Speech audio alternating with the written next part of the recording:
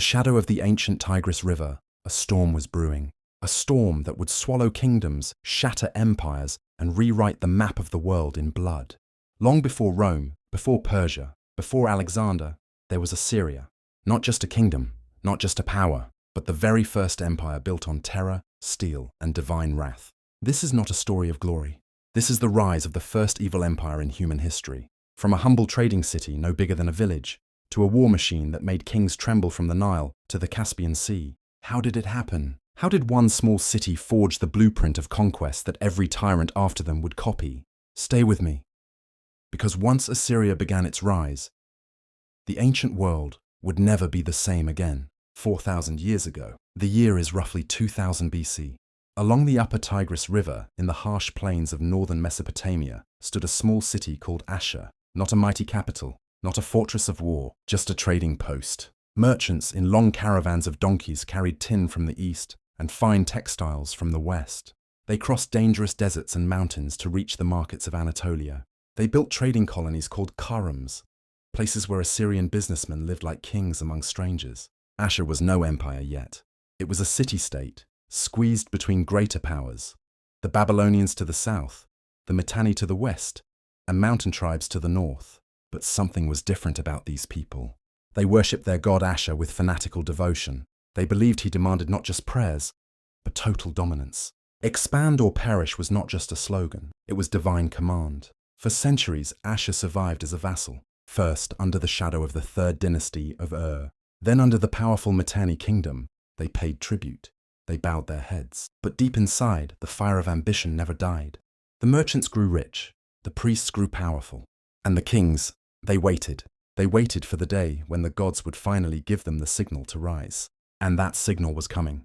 The year is 1365 BC. A high priest named Ashur-Uballit I seizes the throne. He looks at the crumbling Mitanni empire, and he strikes. In one lightning campaign, he shatters their control.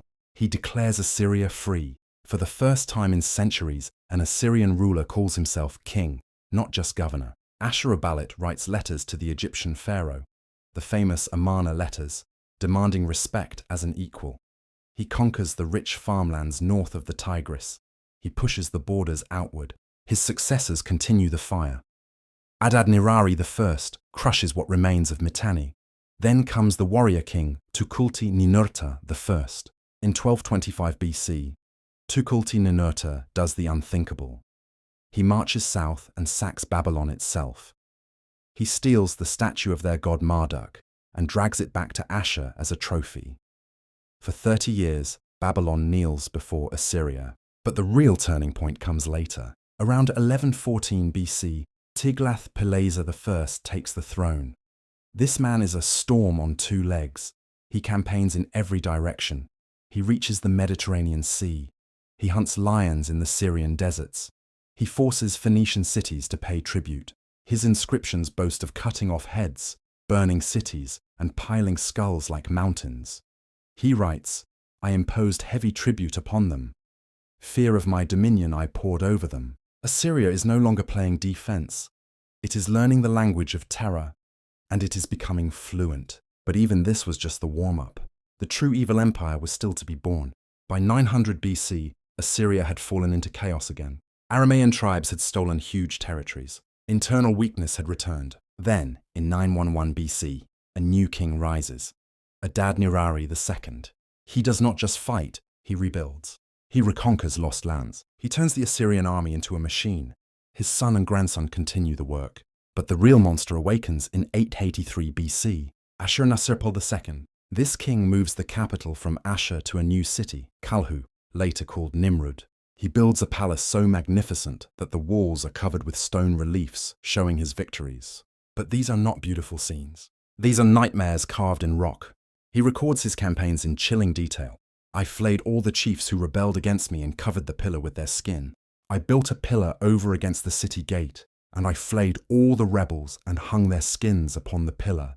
He impales thousands. He burns cities to the ground. He deports entire populations, the first mass deportation policy in history. His son Shalmaneser III keeps the fire burning. He fights coalition after coalition. The ancient world begins to fear the name Assyria.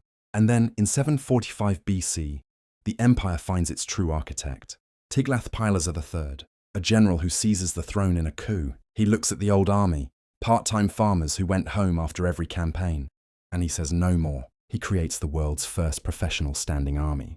He introduces iron weapons on a massive scale. He builds the first true engineering corps, soldiers who can build siege ramps, tunnels, and battering rams in days. He reorganizes the entire empire.